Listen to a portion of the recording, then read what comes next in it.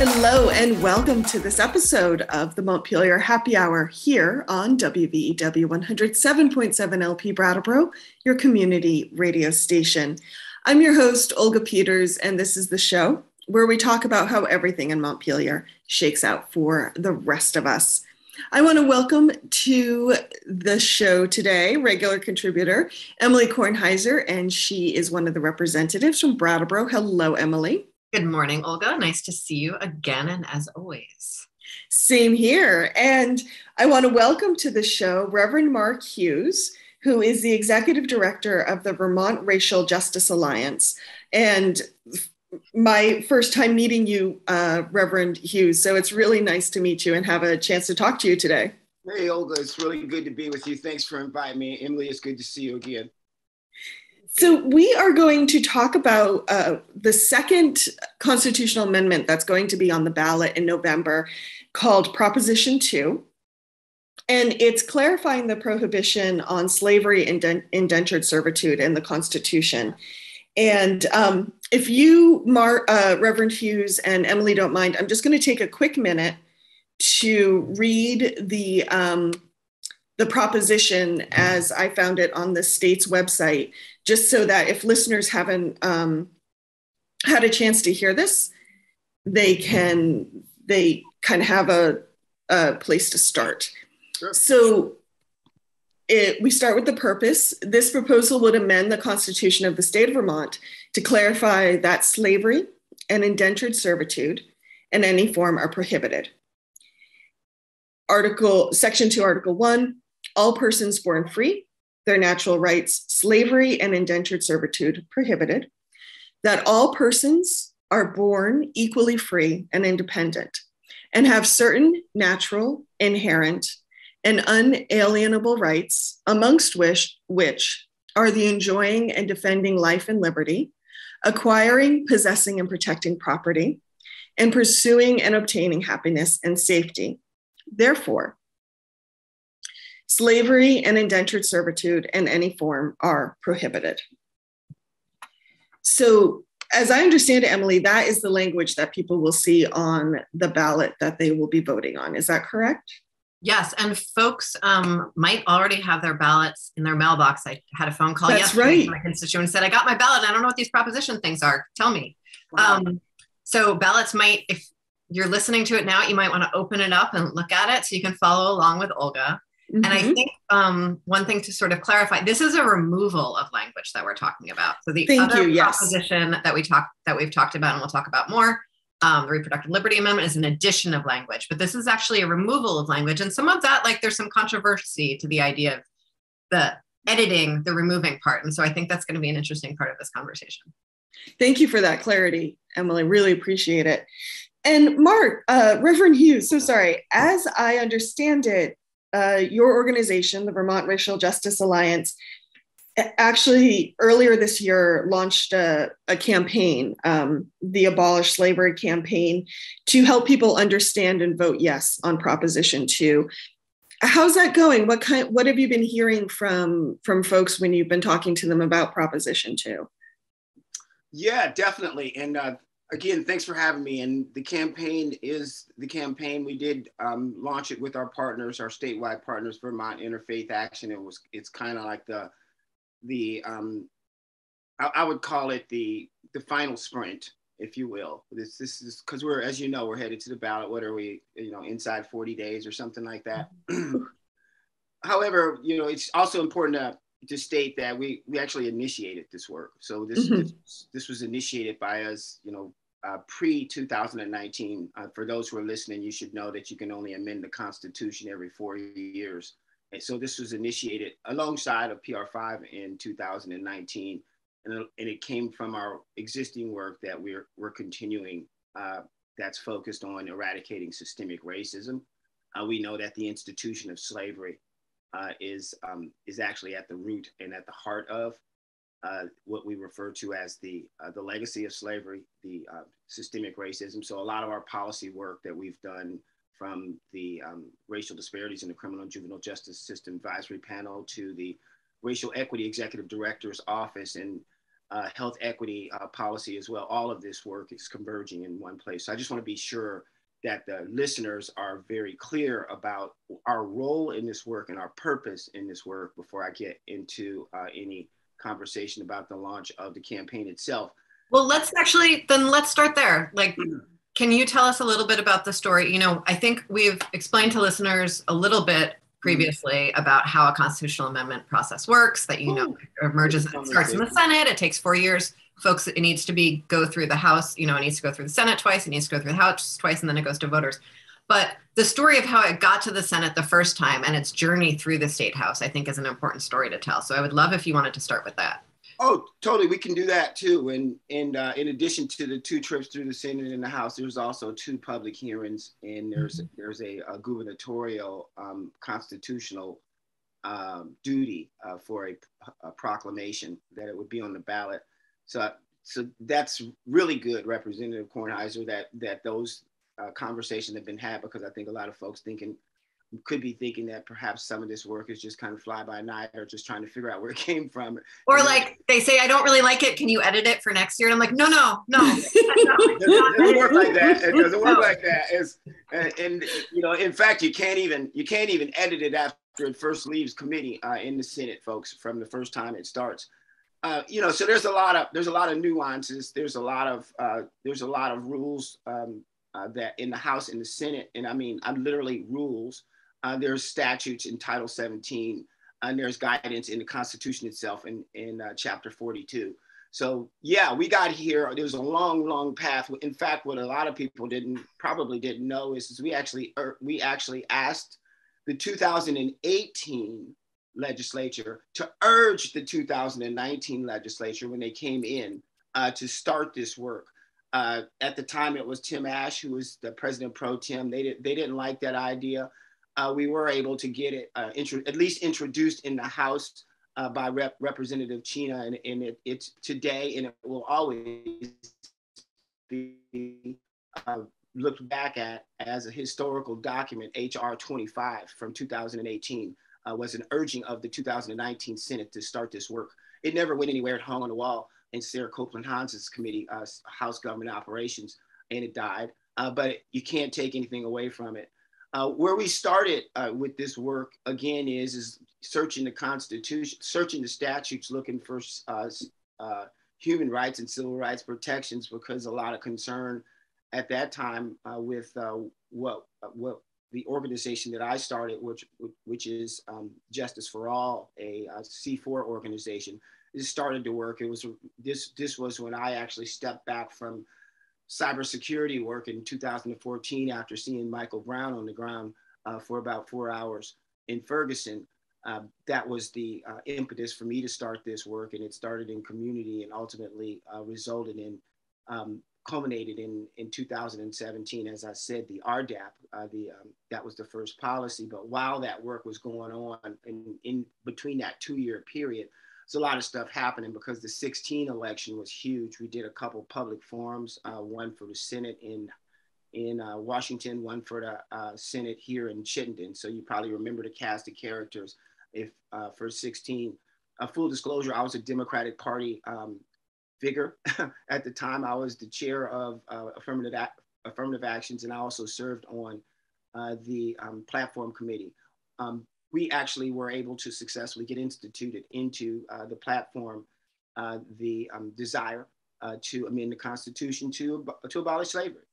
So that was in the 2016 as well as the 2018 Democratic Party's platform. Have no idea why they didn't move it over to the 20 platform. At the same time, leading up to this work, we were able to get the full endorsement of the League of Cities and Towns. So it was a unanimous endorsement. The Episcopal Diocese here sent a letter over to government operations. So there's a lot of background work going on. When this finally came, when we had those panels that I told you about, those interviews with the officials in 2016 here in Chittenden, Debbie Ingram was one of the candidates. And oh, by the way, it was probably 8 or 10 of them at the time in Chittenden. Nobody knew that there was that this language existed in the Constitution. And we'll talk about that language in a minute. But And what I mean is to Representative Kornheiser's point, there is existing language in the Constitution, and I'm going to just kind of sit with this for a minute. I want to say it one more time. There is existing language in the Constitution. There is existing language in the Constitution that provides for exceptions. There are 3 exception clauses that permit slavery. So that is why the work is important as well. So Debbie made a commitment. Then Senator Ingram made a commitment. She said, "Well, I didn't know that was the case," and I don't want to just kind of single her out, because nobody, we got elected officials all across the state. I remember walking down the street with Jim Condos, and I said, "Jim, did you know?" He's like, "No." T.J. Donovan, Beth Pierce, the list goes on. So nobody has known that this language, or has acknowledged that they've known that this language existed in the Constitution, despite the fact that everybody's taken an oath to it. I mean, full disclosure, Olga and I read the Constitution, the Vermont Constitution, aloud last summer on the show as a way of sort of prepping us for these conversations that we knew were coming up this year. And I have absolutely taken, I had taken the oath before that, and it was the first time I had really read it in a mindful way, like cognizant of meaning and language and everything that came from it. So yeah, and it was really powerful and like interesting to like when I read pieces and was like, oh, that's where that body of law comes from, and that's, oh gosh, that is challenging, that little piece, that piece right there. It's I mean, there's going to be a lot to talk about when the smoke clears, because we will discover more and more, and we will begin to unpack what some of this means.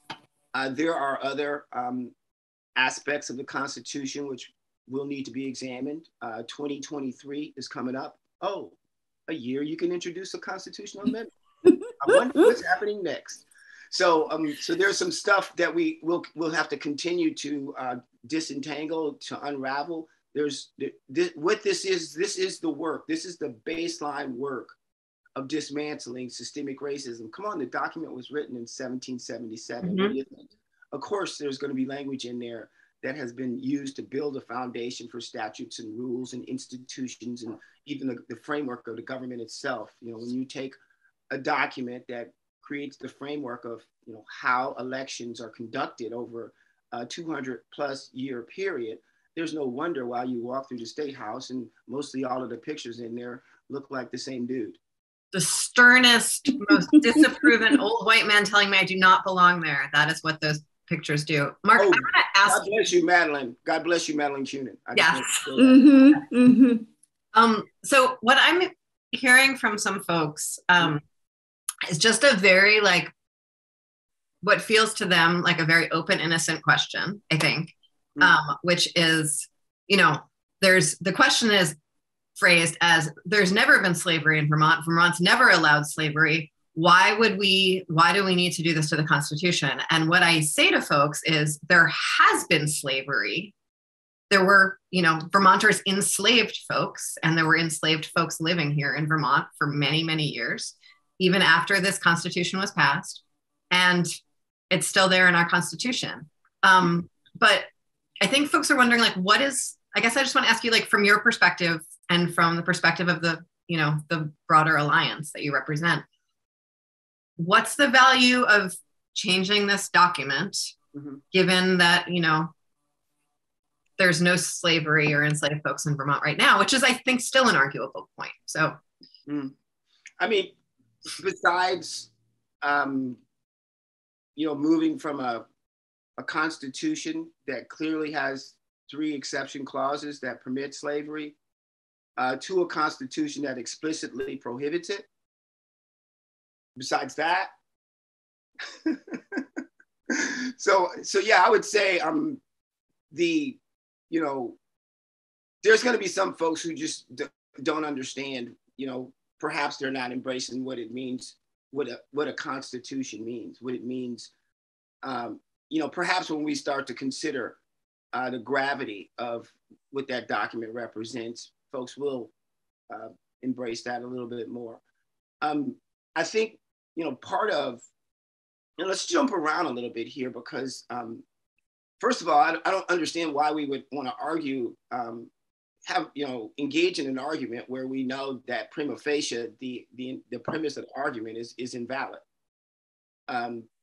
So for a person to come to you and say, well, slavery never existed in Vermont, that's just not a very good argument to get into. I don't think people know. I mean, I really, like, the folks I'm talking to, I think they genuinely do not know Vermont's history.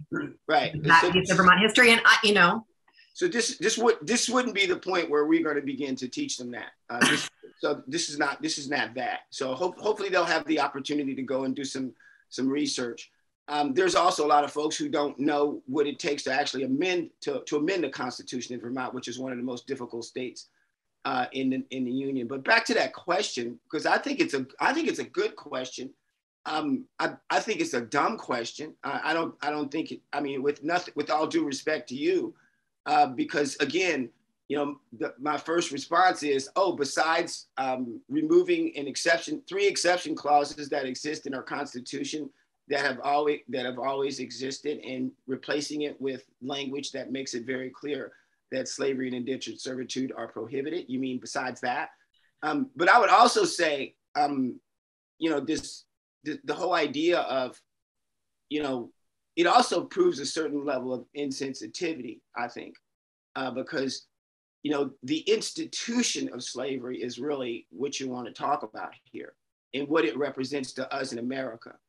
Because the institution of slavery, we know, has created this, has contributed and has almost primarily been, formed this political and economic divide along racial lines, which has created the badges and incidents that we experience today, which we refer to as systemic racism. So when you look at the actual institution itself, why on earth would we want anything in our Constitution that even represents it?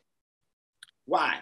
And moreover, how is it that a person could be so blind that they could see that leaving that language in the Constitution could be so offensive?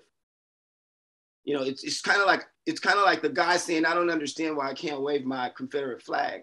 So the thing is that, again, the Constitution itself, we shouldn't have to give this lesson, but I suppose we do. It's, what's in the Constitution, it's not just what folks take an oath to, it's the premise of every law. When you walk back in the State House, everything that you guys try to move out of that committee or out of that chamber, the litmus test is that Constitution. And I think the other thing that we must understand is that everything that any law that is challenged, the litmus test, within our judiciary, again, is the Constitution itself.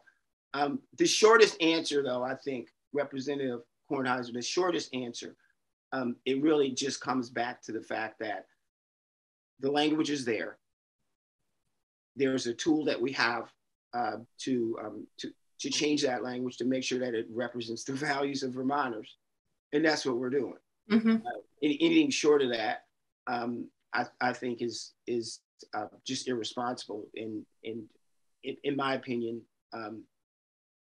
I agree, and I'm proud that we're doing this for what it means for what Vermonters being able to see themselves in the Constitution and what it would mean for the broader meaning making of Vermont law. What do you think this will mean in terms of changes to current law or the future experience of Vermonters? Yeah. Again, another question that's not a. I got to be nice to you, and I don't want to say that was a dumb question, but I want to say that it's think about it. What we know is that for 245 years in Vermont. Well, and I, in my own defense, I want to hear you saying that, so I don't want to take over with all my own ideas about why this is awesome. I want to hear from you. And so I'm, asking some questions that I have my own answers to. Yeah, you don't need to defend yourself because I'm not going to attack you. But I think that I think that what we have to understand is that Vermont has never been a state without that language, without that. I mean, what we know is in 1924, we did touch the Article 1 in the Constitution on a constitutional amendment, and we changed the age of women slaves from 18 to 21. That's what we know. What we also know is that in 1994, under the auspices of degendering the Constitution, we went into the Constitution, and not only did we change the gender language regarding males as it pertains to he, him, men, and so forth, we also found language referred to as freemen. For those who used to take the freeman's oath to vote, and I know that was a thing here because when I got here in 2009, I took the freeman's oath. So it was a thing, and it also originated in Title 17 of the Constitution, which is supported by Title 17 of the statutes rather, but which is supported by Chapter 42 of the Constitution. Let me just make that very clear. The Constitution's Chapter 42, it is articulated in Title 17 of our state statutes. So when the governor executed his constitutional responsibilities to make a declaration that this constitutional amendment was on the ballot, he didn't do it just because the statute told him. He did it also because the Constitution told him. So where am I going with this? Where I'm going with this is in 1994, all of that language, freeman, was removed from the Constitution except for one instance. And for some odd reason, and I think they were clowning us or something, I don't know why they did it, but they made the title of Chapter 42, Freemen and Free Women, despite the fact that they removed freedom from the entire Constitution. I don't know why that is. But if there were freemen, then there must have been not freemen. In our analysis of the Constitution, freemen were the people who could elect everybody statewide, all 180 of you, all 6 statewide officials, our entire congressional delegation, in all 14 counties, the sheriffs, the state's attorneys, the judges, and so forth, and vote for the constitutional amendment in the referendum, such as the one that's coming up right now. That was what freemen could do. It took until the 2019 and 2020 session to remove the same language from Title 17, 25 years. That's an example. That's an example of a constitutional amendment and the impact that it has on our statutes. And guess what? Nobody even noticed it. So this is how insidious what we're dealing with is happening. And I'll give you another hint. If you look at Rule 84 in the Senate, there's still language that says freeman. You know what it refers to? This upcoming general referendum. So, and I say all that, it sounds really boring, I know, to the listeners, but our listeners are very used to this kind of detail. It's fine. But what it illustrates is our inability to be able to forecast what a constitutional amendment is actually how it's going to really impact us. I think we become way too microwave as a society. And what we think is that we're supposed to be able to go and change our constitution and see the next day impact. So we're beginning to bake some of that in. Even PR 5, it does not provide a next day impact. The statute's already in place. Yeah. So I mean, I don't want to disparage that effort or anything like that, but is that symbolic? Yeah. So there's a lot of work that's being done here to amend the Constitution, but we don't really know what the long-term effect is going to be. And I'm okay with that as long as we're talking about abolishing slavery. If we were talking about something else, I'd be super leery right now. But it's kind of like you say, well, if we abolish slavery, what's the economic implications? We need to be able to do a risk management analysis and make a determination as to whether or not it's worth our, you know what I mean? So it kind of comes down to that. But moreover, I think we got to understand that, when they wrote this Constitution and put that language in there in 1777, that it would take hundreds of years to bring us to a point right now to where we can see the extent to which this document is impacting us today. So short answer, we've never been a state without constitutional slavery. We've never been a nation, 13th Amendment, exception clause, except for the punishment of a duly convicted crime. We've never been a nation without constitutional slavery. It's impossible for us to determine where this is going to take us. But I'm confident that if we're saying that slavery is prohibited, it's probably in the right direction. I appreciate that and absolutely agree.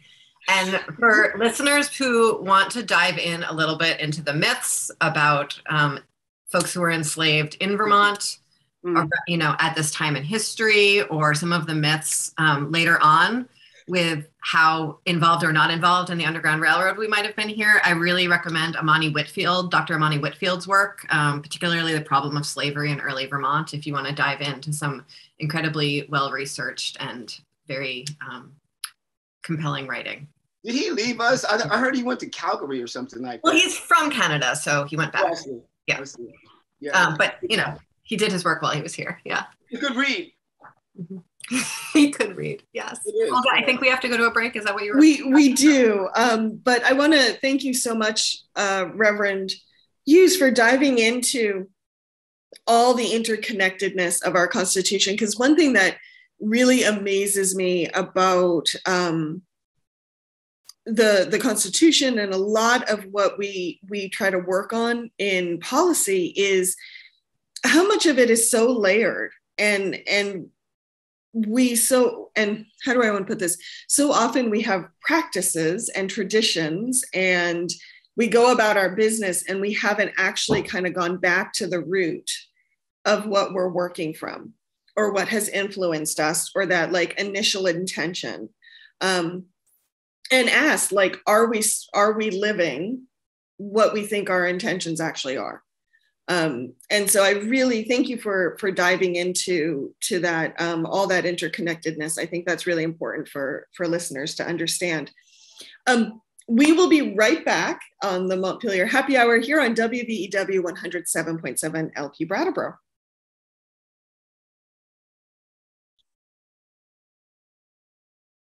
Welcome back to the second half of the Montpelier Happy Hour here on WVEW 107.7 LP Brattleboro, your community radio station. If you're just joining us, I am your host, Olga Peters, and I'm speaking with regular contributor Emily Kornheiser, who's one of three reps for the town of Brattleboro, as well as Reverend Mark Hughes, who's the executive director of the Vermont Racial Justice Alliance. And we're talking about Proposition 2, which would clarify that slavery and indentured servitude is prohibited in Vermont. And that's one of two propositions that folks will be voting on the November ballot. Emily, what do we need to remind listeners of? We need to remind listeners that the views and opinions expressed here on the Montpelier Happy Hour are those of the hosts and the guests, respectively, not their employer, not the station it's broadcast on, not their family, friends, anything else, just the people talking. Fantastic. Why, thank you. Welcome. Reverend Hughes, during the break, you started saying some really wonderful things. And Emily was like, and I were like, no, let's save it for the broadcast. And you started talking about what are people willing to hear?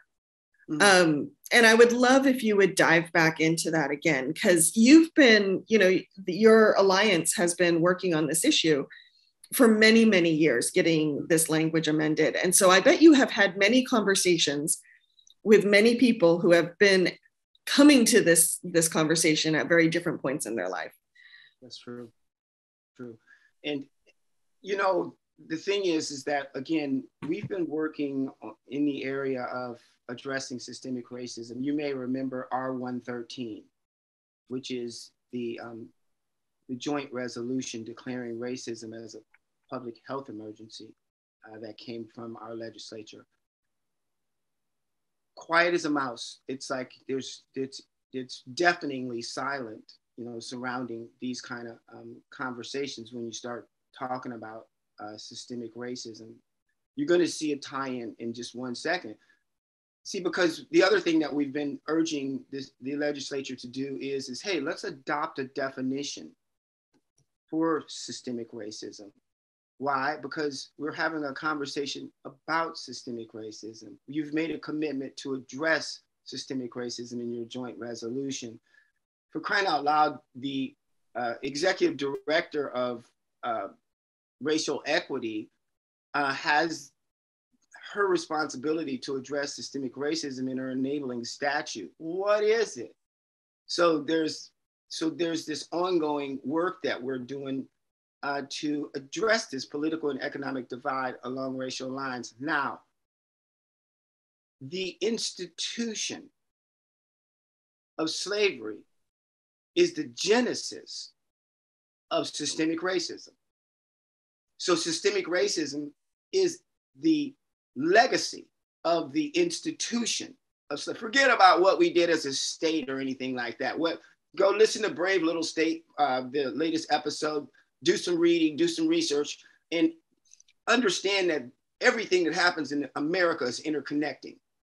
So it's not about it's not all about what we've done here. That's just kind of like saying our economy is based upon everything that's just happening in the state of Vermont. It's ridiculous, it's preposterous. So when we start thinking about this whole business of how we communicate things, yes, it becomes political because there are many people who don't believe in the institution of systemic racism. There are many people who won't have that conversation because they don't believe it exists. There are many people who do not believe that the institution of slavery could in any way possibly be impacting us socially or economically today. The unsettled Civil War, which killed 620,000 people, and there was not one person convicted of treason at all. There was no one held accountable, whether it was the general or the alleged general or alleged president of the southern states. The bottom line is that we have an opportunity here. This is really cool because we have an opportunity. What we can do is we can have a conversation about the institution of slavery, and we can also tie in right now the fact that the work that we need to do surrounding systemic racism is real and present. We can have those conversations. Now, you said some people don't want to hear it. Most folks on a further right, what you'd like to hear us say, it's just housekeeping. We just need to clean up, a little language here. It's uncomfortable. It's archaic. It's not really cool that we have that in there. Let's get rid of it and move on. And what that does for us, and I hope, Olga, this is really where we're going with this conversation, because this is really super important. What that does is that it sidesteps or circumvents the conversation that we really need to be having. And some people are totally down and willing to have this conversation about just this archaic language, and it's just, inconvenient, and it's like, I don't know how that got in there. Oh, that's, oh my God. And let's just get rid of that and let's just move on. And you will find moderates having that same conversation, because for some odd reason, moderates in Vermont seem to lean to the right. Yeah, I said that, I'm not politically affiliated. But the thing is that that conversation is super duper important. There are others who are going to want to have a conversation about what other states are doing. And it's funny because when Vermont doesn't want to do something, they concern themselves about what other states are doing. When they want to do something, they say, hey, we're the first ones to do it. The truth is, Vermont was the first one to create a constitution, the very, very first one to create a constitution that had any language at all to do with slavery. Hard stop. Think about it. Mm-hmm. We're not the first state to abolish slavery. We're the first state to create a constitution with any language whatsoever, with any language that spoke about slavery. And that language was 3 exception clauses. Oregon, Ohio, and Alabama and the Northwest Territory would follow suit of Vermont to create exception clauses in their constitutions. And then the 13th Amendment of the United States Constitution would also emulate a strategy of exception clauses, which contributed significantly to convict leasing, with a couple of other dozen states following suit in 1865. Those are the facts. So we don't want to necessarily have that conversation now, but the thing is that the point is that there are many conversations to be had. We got to figure out how to meet somewhere in the middle. because we do want to try to bring some of our folks to the right along with us. And I think part of that is about outreach and education. And some of it is also about telling folks that, look, this is not about erasing our history. This is not about attacking our past. This is not about making you feel guilty because you're white. This is not about, making your kids feel guilty or somehow or another discrediting who we are as a nation. It's about acknowledging who we really are as a nation so we can move forward so we don't have Confederate flags waving in the United States Capitol. Emily, I think you had a question you wanted to ask. So Thank part you, of that, Reverend Hughes.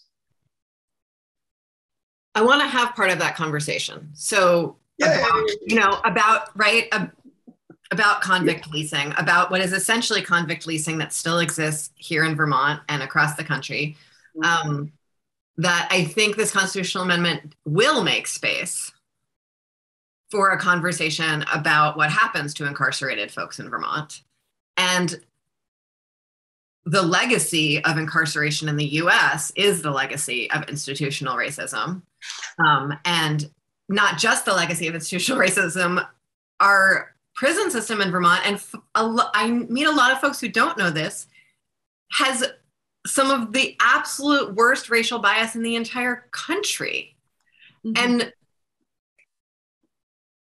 so I'm really hopeful that what comes next after this passes is some legal room to do something about substandard wages in Vermont prisons, about how folks are treated in our prison, and about who's incarcerated in our prisons.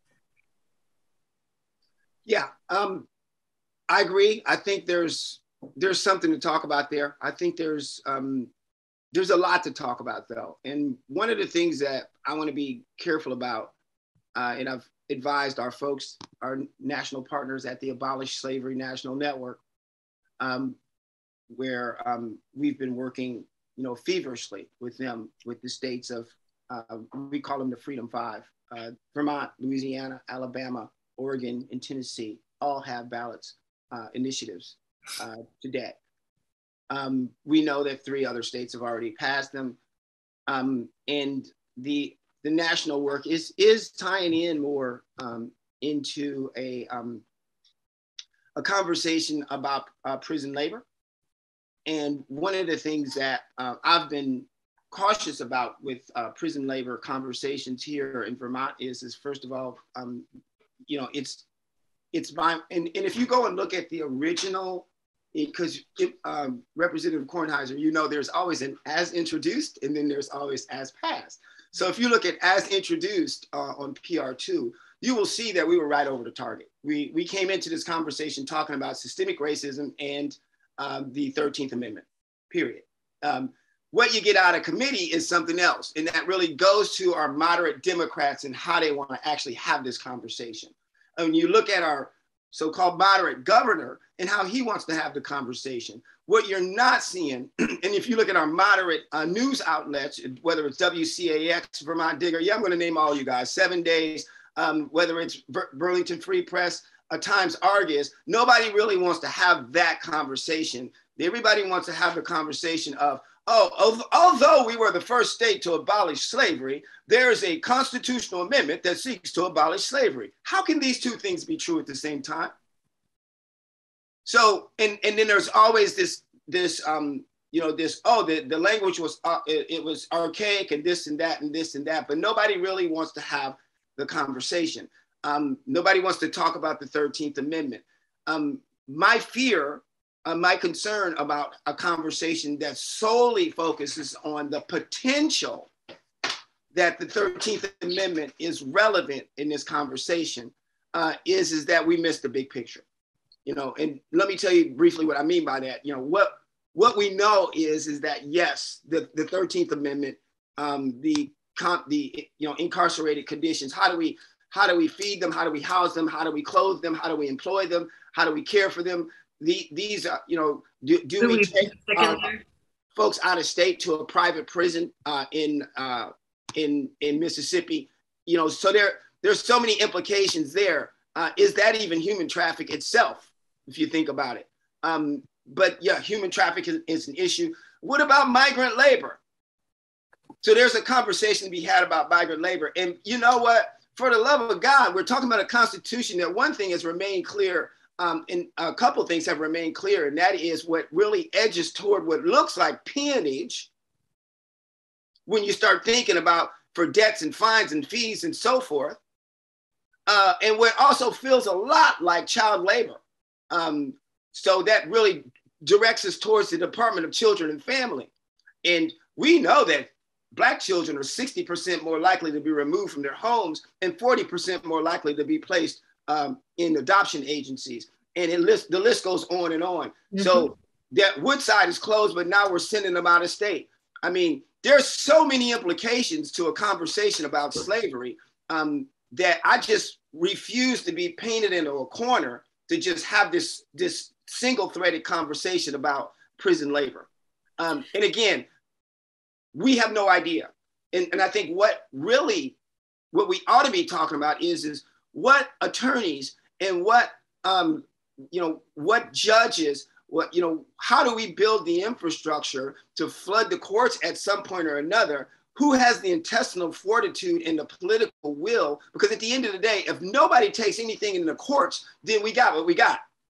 But if there is a sound legal challenge to anything with a group of attorneys that have no connection or that refuse to acknowledge the political and economic gain or loss, and they're willing to just put their nose to the grindstone and actually do the work in the court systems, then who knows where that would take us. But if that doesn't happen, then it may take us nowhere. So maybe the question of what happens next depends upon the courage and the intestinal fortitude of the legal apparatus here in this state in moving forward.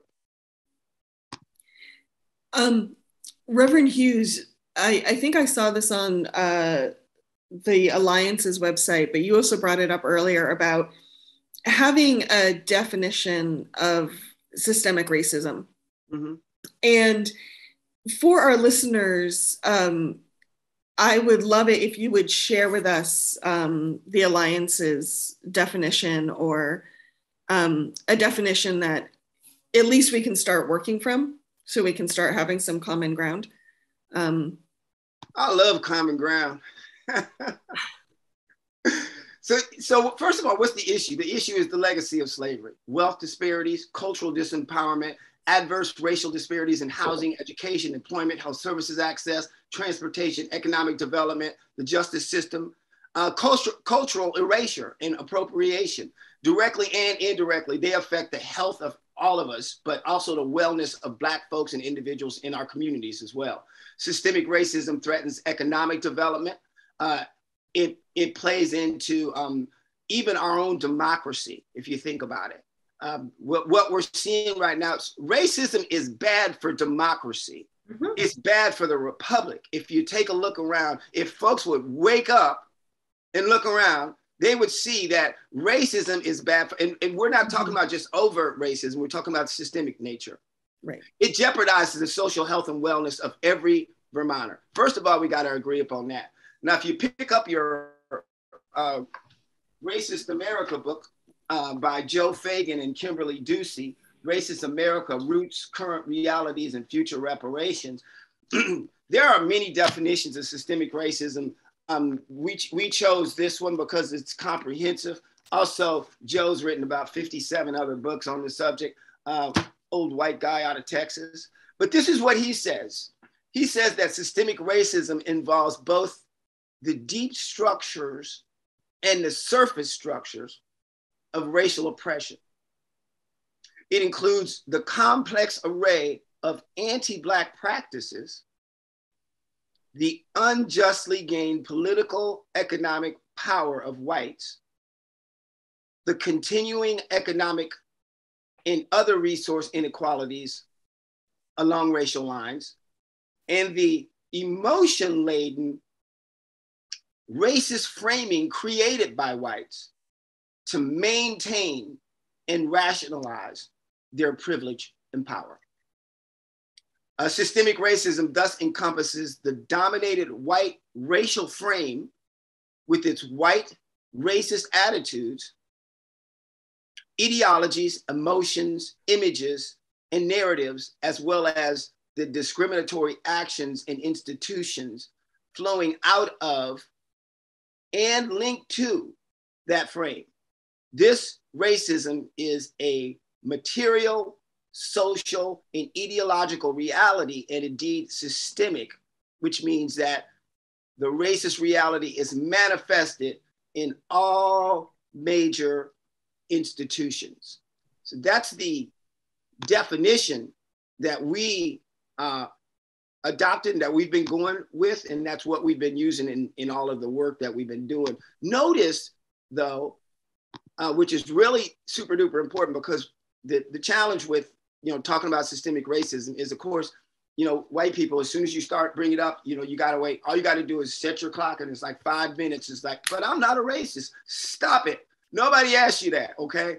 So that the thing about having that conversation about systemic racism is this whole cognitive dissonance that white folks have. There's 2 points. One is there's this natural tendency to want to push back and defend, or to say, but not me. And even in the work and how we do the work, it may not be communicated, but there's this tendency. If you ever look around when you're in your circle, whether it's your racial equity group, or your inclusion and belonging group, or your EIO, whatever name that y'all are giving y'all's group, the group of the week or whatever, that y'all are sitting around going, well, those guys over there, those guys over there, and those guys over there, because nobody really wants to turn inward and say, God, I got some work to do.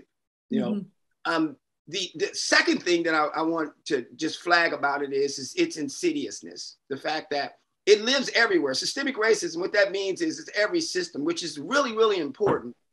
And the reason why it's important is when you start getting gaslights like CRT, it's not a theory, first of all, not anymore. It was a theory in 1968 at Harvard when those Black folks was talking about it. Hey, maybe we're being impacted across the entire criminal justice system. Maybe it's not just the police. Maybe it's the judges. It could be the state's attorney's offices. It could be the defender general's offices. It could be corrections, and so on and so forth. Maybe it was a theory then. And when you said you were on our website, you start to look at the numbers. How could it be that, I gave you the statistics on the youth, but did you know only 13 Black folks own homes in Burlington? 13 homes. Did you know only 0.2% of what farmland was in Black hands in Vermont? Do you know that 1 in 14 Black men are incarcerated in Vermont? And the list goes on and on. I'm 50% more likely to be discriminated against when I go to rent a house here. Okay. Mm-hmm. And I could go on and on and on and on and on. How could all of those things be true and at the same time? Is it lemony snickets? Am I just unlucky? Are we just not as clever as everybody else? So, and how could all of that be happening in the wake of an unsettled civil war, where we know that at the heart of it was racism? We know that most Black people are poor, despite the fact that most poor people are white. All of this stuff kind of goes together. So why would it be that we would want to sit down and take the bait and say, no, we're not teaching that in our schools? Well, you damn well ought to be. And so the thing about systemic racism is what it does is it counters any CRT conversation anybody wants to have anyway. Because to take the bait on a CRT conversation, what it suggests is that there is no systemic racism. Mm-hmm. Mm-hmm. But because we know that there is, then there you have it. That conversation is moot. When somebody starts talking about teaching our kids, the response is, look, get over yourself. We're just teaching kids how the world works, right? Exactly. And the point is your kids are not only taught in school, mm-hmm. They're socialized at home, and I'm hoping you're continuing their education at home. And if that contradicts with reality, then don't bring it to our school board. Thank you very much. Have a nice day. Because systemic racism is real, your CRT argument is bogus. Keep it moving. So so I think part of this is the fact that we also don't have enough folks who are allegedly on the left who's willing to dig their heels in and stand up and have that conversation. Now, this is all about the the definition of systemic racism. We don't have enough folks who are allegedly white allies who are willing to talk to their people, even in there. Now I'm talking about you. I'm talking about both of y'all. And the reason why I can say that confidently is because what makes you so exceptional? What makes any white people so exceptional that they would be, all of a sudden the person that's actually having a conversation with that uncle, that's actually having a conversation with that husband, that's really having that conversation with those kids and say, stop it. So this is where the rubber meets the road in the work that we're doing is when, because again, it was created by political and economic power. It is perpetuated by political and economic power. And at the micro level, that is your social status and your economic viability, yours. And that is why you don't have those conversations. And that is why you don't do your job.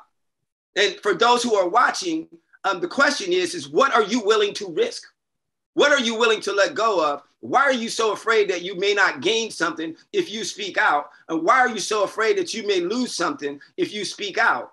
And the reason, and when you ask yourself why we continue in what we're continuing to perpetuate, then first look in the mirror.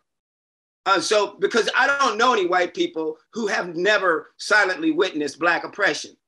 And I don't know any white people who don't have somebody in their family, if it's not them, that overtly contributes to it, period. So that is systemic racism. And it's very important to understand, finally, that overt racism is actually born out of it. It's overt racism didn't exist. That's what exists to maintain and rationalize systemic racism. Mm-hmm. That protects the system. It's created in order to refortify or double down on the continuation of this separation of political and economic power along racial lines. So you got to create things. Well, they're not as human as us. They're not as smart as us. They're not, they've got tails. Their men are very violent. Their women are very sexually promiscuous. They're very dangerous. And so whether a person believes that or not, it was a good story and it helped perpetuate or to protect rather, or sustain. And now they're not folks, some folks are not smart enough to fact check that as a reality. And they believe what somebody has told them and they perpetuate it unknowingly. So, and I'm not going to say that you get off the hook because of that, because you don't go around spewing nonsense that other people told you, whether you believe it or not. So that's systemic racism in a nutshell. It's a hard conversation, but we got to do it in love. We have to do it in love. And I think this constitutional amendment gives some folks who might not have had the opportunity until now, or might not have the courage until now, to have these conversations with their neighbors. That's yeah, more space for people to find that courage and to say, the state is deeply committed to this conversation. Yeah, and the other thing, that courage. I think we might have just a moment left, so I'm going to give Olga the mic. Okay. Yeah, thank you. So yes, we do only have a couple minutes left, but thank you, Reverend Hughes, for going into that, because going so deeply and talking where the rubber meets the road, because I think for a lot of people, terms like critical race theory and systemic racism have been used so much around them. Mm-hmm. But it hasn't actually they haven't incorporated it. What does that actually mean in their daily life? Yep. So thank you for taking that time. I think that will, I think it'll give a lot of our listeners something to sit with. Just before we go though, I want to make sure we pulled on a lot of threads. Is in the last 30 seconds or so, is what do we want to leave listeners with? Thinking ahead to the November ballot and thinking ahead to these conversations that we will be having. I want to leave listeners with everything that Mark just closed with. That's and then, please vote yes on the proposition, on both propositions. And reach out to someone at the Racial Justice Alliance, at Vermont Interfaith Action, to me, whomever, if you want to explore these conversations deeper in advance of your vote or after your vote. Mark, over to you. Yeah, I would just, thanks for having me, first of all. AbolishSlaveryVT.org, AbolishSlaveryVT.org. Go out and check that out. And be nice to each other. The vote is, we can get the vote done. If we don't get it done this time, we'll get it done another time. You know, and my partners at VIA, they're going to hate me for saying this, but I'd rather us not get the vote done. Vote no, vote this thing down, and we can talk about it for another 4 years if we need to, if that's what you need to do for us to have this conversation. What I don't want to see is everybody rush to the ballot and vote for it just so we can get this housekeeping done and get this out of the way. I mean, please think about the fact that the process associated with it, the institution itself. Think about the fact that the language is in there. It's always been in there. We're not the first state to abolish slavery. And it's something that we should talk about is what does the institution of slavery mean and how does it relate to systemic racism? Mm-hmm. Let's have that conversation. AbolishSlaveryVT.org. Again, thank y'all for having me on the program. I appreciate you both. Let's love each other. Let's get the work done together. Let's hold hands and move forward. Thank you, Reverend Mark Hughes from the Vermont Racial Justice Alliance. Really appreciate you being on the show today. Emily, if people want to find more information out about you, how can they do that? Folks can go to emilykornheiser.org and you'll get links to any one of a dozen ways to get in touch. And as always, the Montpelier Happy Hour is on WVEW 107.7 LP Brattleboro, your community radio station. I also want to thank BCTV for broadcasting our YouTube videos. And you can also find us wherever you find your podcasts. See you next week, everyone. Take care.